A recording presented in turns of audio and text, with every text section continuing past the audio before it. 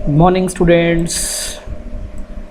Welcome to session of class 7th, page number 17 in history, chapter number 2 we were discussing. देखो chapter थोड़ा सा बड़ा है, इसलिए इसको थोड़ा सा टाइम लगेगा कंप्लीट होने में, और तो इसलिए इसको थोड़ा सा आप अच्छी तरह से और ढंग से पढ़ने की कोशिश करें और समझने की कोशिश करें, ठीक है। अब आप पेज नंबर 17 आप निकाल लो, जहाँ टॉपिक है अराइवल ऑफ तुर्क का आना, तुर्कीज़ का आना। Turks were mostly the worshippers of natural forces, so they were kafirs थे in the eyes of Muslims की नज़र में वो लोग काफिर माने जाते थे।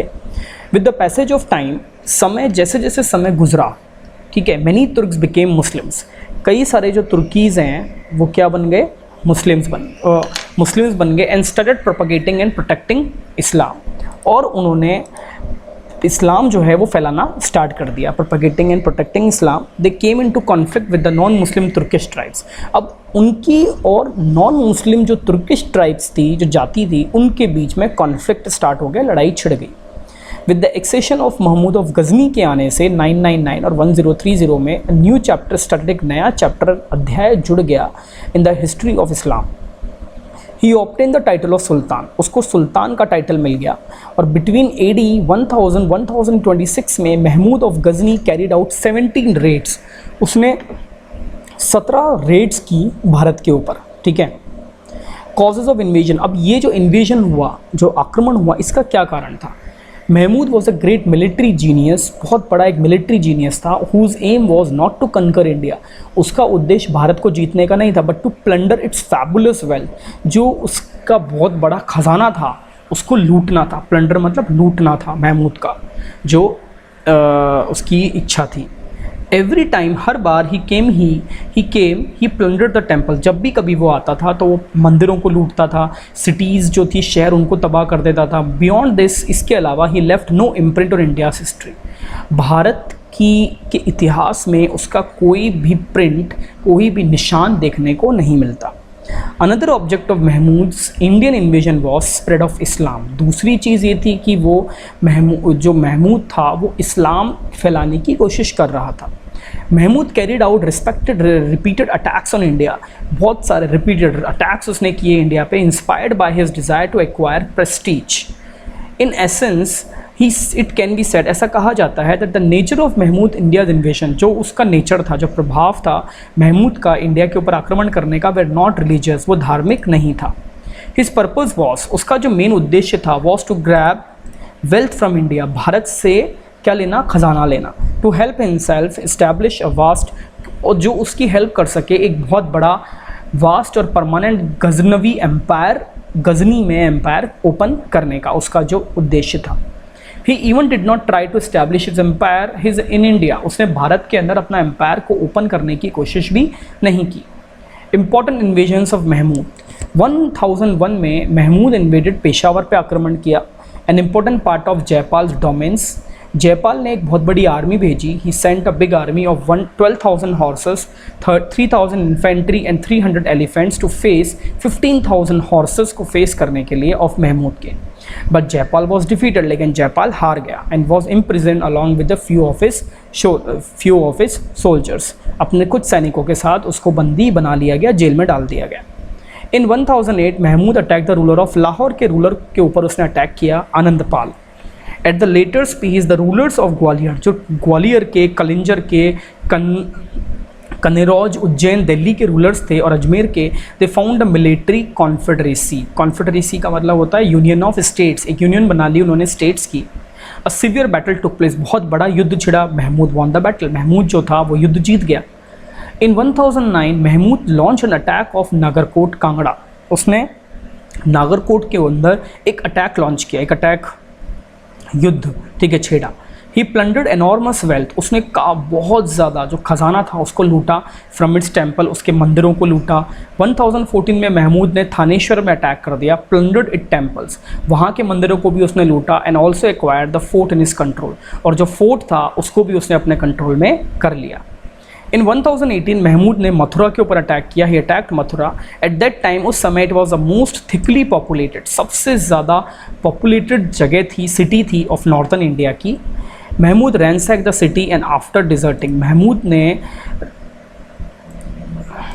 Mahmood ransack the city, Mahmud ने बहुत ज़्यादा तोड़फोड़ की उस सिटी के अंदर। And after deserting the temples को तोड़ने के बाद एन आइडियल्स प्रोसीजर, और जो जितने भी जो आइडियल्स से जिनकी पूजा करते थे लोग, उनको भी उसने ख़त्म कर दिया, तोड़ दिया। प्रोसीजर टू कन्नौज, और उसको कन्नौज की तरफ ले गया।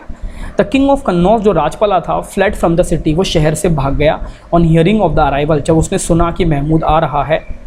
Mahmood exhibited his barbarism here also, यहाँ पर भी महमूद ने अपना प्रदर्शन किया। किस चीज़ का उसने प्रदर्शन किया यहाँ पर? बार्बरिज्म, अपनी बर्बरता दिखाई। ठीक है, उसने भी यहाँ पर भी काफ़ी ज़्यादा तोड़फोड़ और सब चीज़ों को तहस नहस कर दिया, सब कुछ बर्बाद कर दिया। He took away from this city, यहाँ से उसने दिनार 53,000 53,000 प्रिजनर्स एट 350 करोड्स ऑफ दिनार, करोड़ों उसने दिनार यहाँ से ली, 53,000 प्रिजनर्स को ले गया और 350 एलिफेंट्स को यहाँ से उठाकर ले गया। इन प्रोटेस्ट, इसके विरोध में, against the cowardice exhibited by the ruler of Kannauj, king Gaund, जो किंग गौंड था कलिंजर का, एंड हिज सन, उसका son Vidyadhar, entered into a treaty, वो with the king of Gwalior के राजा के साथ ट्रीटी करना चाहता था, संधि करना चाहता था। उसके बाद उसने कन्नौज के ऊपर अटैक करा, and attacked Kannauj. When Mahmud heard of this development, जब महमूद इस डेवलपमेंट के बारे में उसने सुना, ही अटैक्ड कलिंजर, उसने कलिंजर पर अटैक कर दिया, ग्वालियर पे अटैक कर दिया, and establish his control over them, और अपना कंट्रोल वहाँ पर इस्टेब्लिश कर दिया। Among the invasion of Mahmud Ghazni, Mahmud Ghazni के इन इन्वेजन्स में, हिज इन्वेजन ऑफ जो सोमनाथ का इन्वेजन है, सोमनाथ का जो मंदिर था, इज़ मोस्ट फेमस। उस टेम्पल में had about 14 beautiful golden minarets, golden जो मूर्तियाँ वगैरह थी सोने की, वो रखी हुई थी। It is said that Bhimdev, जो किंग ऑफ गुजरात का, ran away without resisting Mahmud, वो महमूद को रोके बिना ही वहाँ से चला गया था। जो कॉमन पीपल, आम आदमी जो थे वहाँ के, रेसिस्टेड फॉर 3 days, 3 दिन तक उन्होंने उसको रोका। आफ्टर फियर्स ब्लडशेड, इतना खतरनाक खून खराबा होने के बाद, Mahmud enter the temple, Mahmud मंदिर के अंदर एंटर हुआ।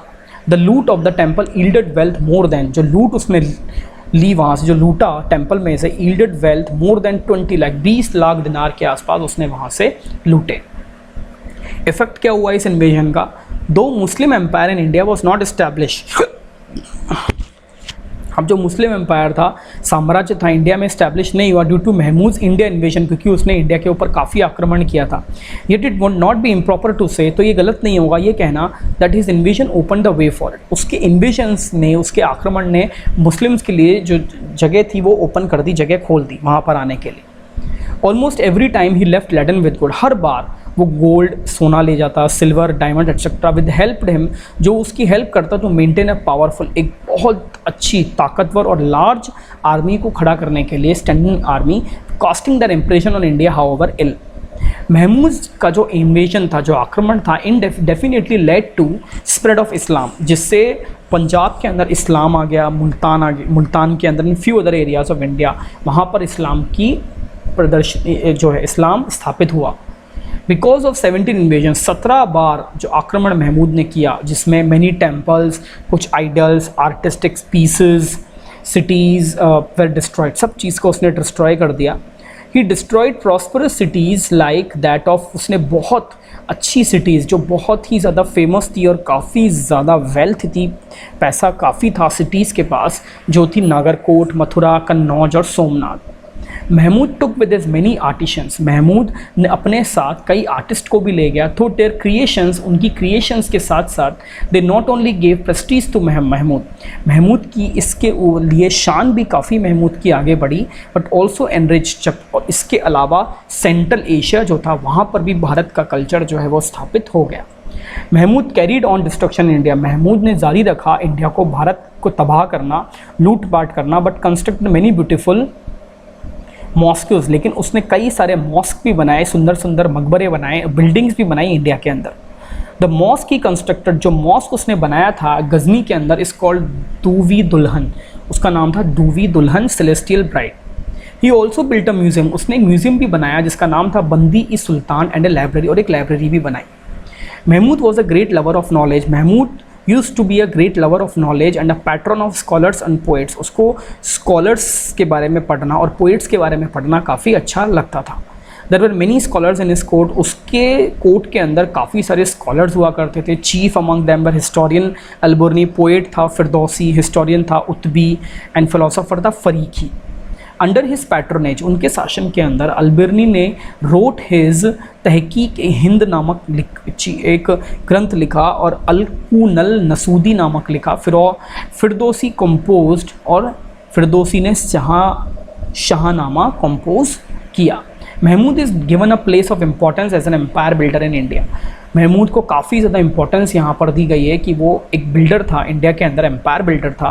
तो इस मिलिट्री कैंपेन्स, उसने काफ़ी सारे कैंपेन्स बनाए, कॉन्क्वेस्ट लड़ाइयाँ लड़ी, जीती भी, open the way for the establishment, जिसके जो दिल्ली सल्तनत जो था, जब उसने दिल्ली सल्तनत का निर्माण किया and rendered Mahmud Ghori task easy.